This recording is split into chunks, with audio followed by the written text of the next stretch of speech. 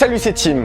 Pourquoi tu devrais être un leader? C'est vrai, ça sert à quoi? Tu devrais être un leader parce que c'est celui qui contrôle, qui mène le groupe. C'est celui qui a le choix. Et si à la préhistoire, c'est celui qui était le plus fort qui devenait leader, maintenant les codes ont bien changé. L'être humain a 6 besoins fondamentaux et parmi ces derniers, le besoin de certitude en fait partie. L'homme a besoin d'être rassuré. C'est vrai, on préfère toujours que ce soit les autres qui prennent des décisions. C'est presque instinctif. Sauf que les autres ne sont ni plus intelligents que toi, ni plus importants.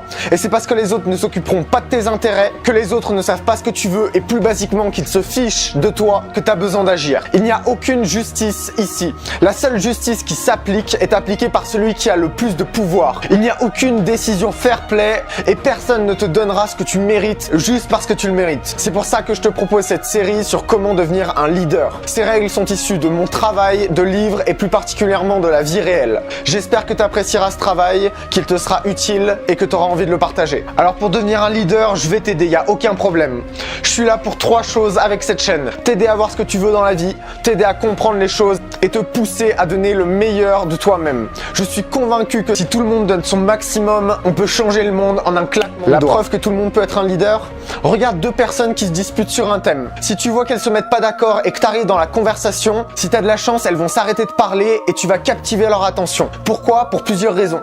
Parce qu'elles s'attendent à ce que potentiellement tu sois un leader et ensuite parce qu'elles s'attendent à ce que tu réfutes ou que tu valides leurs arguments. Tu peux l'observer dans n'importe quel débat où un spectateur intervient. Et ça, c'est la preuve que tout le monde peut être un leader. Il n'y a pas de critères. Grand, petit, homme, femme, de n'importe quelle nationalité, n'importe qui est potentiellement un leader dans l'esprit des gens. Tout le monde a sa chance. La première règle, c'est que tout est dans le self-control. Un leader ou quelqu'un de charismatique en général fait preuve d'un énorme self-control. Le fait d'avoir un sourire contrôlé au lieu de pouffer de rire, c'est un excellent moyen de montrer la banalité de la situation, même si elle est en soi extraordinaire. Elle montre aussi le contrôle que tu y imposes. Si cette tâche est difficile, c'est à cause de tes neurones miroirs qui rendent le fait de suivre la masse presque instinctif. Quand tout le monde rigole, t'as envie de rigoler. Ça, c'est les neurones miroirs. Pour être un leader, tout est une question de maîtrise. Un leader représente le groupe. Tu ne dois pas avoir de faiblesse émotionnelle, pas de doute de toi, pas de crainte, pas de peur. Ensuite, les gens te perçoivent non pas par qui tu es, mais par qui ils pensent que tu es. La vérité, c'est que c'est extrêmement difficile de prévoir comment sont les gens en simplement 10 minutes d'interaction. Alors si en 10 minutes, tu montres de la confiance, de l'assurance, du charisme, à ton avis, comment vont te percevoir les gens qui viennent de te rencontrer? C'est comme ça que certaines personnes qui ont une vie extrêmement riche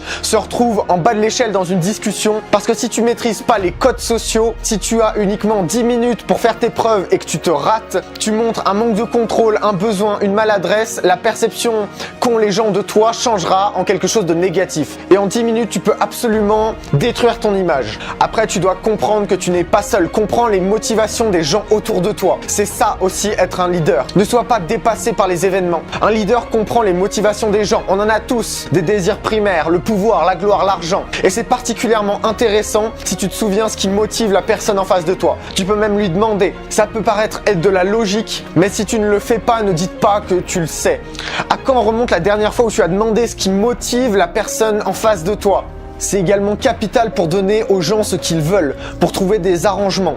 Si tu gagnes plus que l'autre partie, la personne en face de toi se sentira abusée et elle refusera d'autres affaires sur le long terme. Trouve un moyen de rendre les 2 parties gagnants. C'est le meilleur investissement que tu puisses faire sur le long terme. Un leader qui ne comprend pas les autres, leurs motivations, leurs intérêts ne peut pas rester un leader longtemps car il sera dépassé par les événements.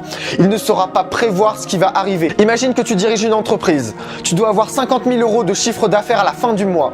Tu as 40 000 et il te reste 5 jours. Au lieu de dire à tes employés, allez les mecs, faut bosser pour atteindre cet objectif. Dis-leur, tu veux avoir cette augmentation de salaire, tu veux avoir ce tournant dans ta vie professionnelle. Dans ce cas, donne tout ce que tu as pendant ces 5 jours et je te promets que le tournant professionnel que tu attends arrive. Et quand tu vas leur dire ça, là, ça va les motiver. Parce que tu combines ce que toi tu veux avec ce que eux ils veulent. Combine tes objectifs avec ceux des autres. Au lieu de chercher ce qu'ils pourraient t'apporter par rapport à ton objectif, cherche quels sont tes atouts que tu as à leur donner. Qu'est-ce que tu as à leur offrir? Ensuite, tu dois te préparer. Venir préparer, c'est extrêmement important. Apprends à connaître les autres. Un leader sait comment les autres peuvent réagir et il fait des paris sur comment les autres vont réagir. Il adapte son comportement aux réactions des autres. En sachant ce que la personne veut le plus, tu pourras être en mesure de prévoir ses actions, son comportement et donc de mieux réagir en conséquence. Mieux agir en conséquence, ça fait partie de la préparation du leader. Parce que vous vous devez prendre tous les avantages possibles. Et la préparation en est un de taille. Ne négligez aucun détail. Il est inutile de se fier aux mots de quelqu'un. La seule personne qui peut vous donner une liste de ce qu'il va faire, c'est son comportement actuel et son comportement passé éventuellement. Donc cherche des informations sur son comportement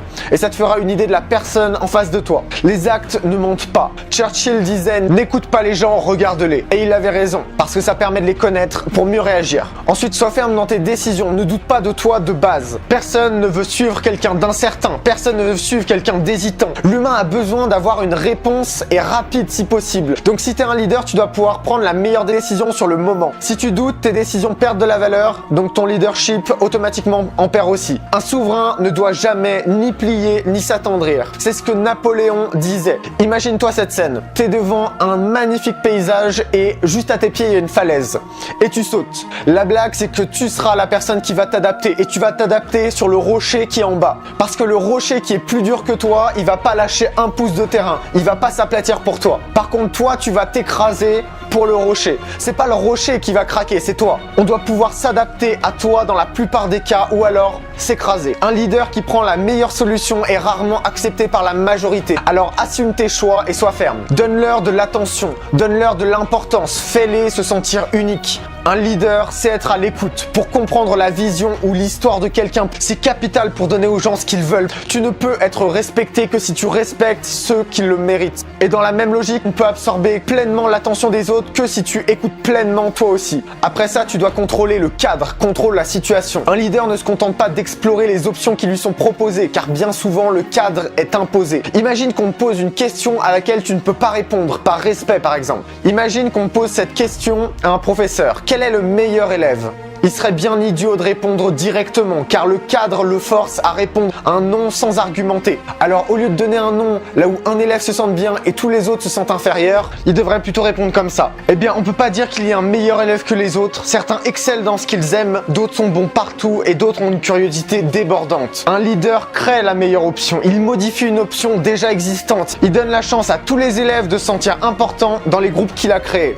Quand on te donne deux options, la plupart du temps c'est pour te faire faire une erreur. Parce que sortir du cadre, c'est parfois compliqué et ça demande de ne pas être à 100% en accord avec la personne en face de toi. Ce qui n'est bien sûr absolument pas un problème quand tu es un leader. Rien que le fait de refuser les deux options qu'on te propose et d'en proposer une troisième, ça montrera à ceux qui te l'ont proposé qu'ils ne contrôlent pas le cadre et que t'influencer dans une direction ne sera pas efficace. Aujourd'hui, ce que j'ai décrit, c'était la base des codes, la base des règles pour être un leader. Ma chaîne est en construction, donc si tu pouvais partager cette vidéo avec un maximum de personnes, ça m'aiderait beaucoup pour la suite de cet épisode. Tu peux la partager avec un ami, ce serait une aide précieuse. Voilà, cette vidéo est terminée, tu sais quoi faire si tu veux me soutenir. Je te souhaite une bonne soirée et profite bien de ces conseils.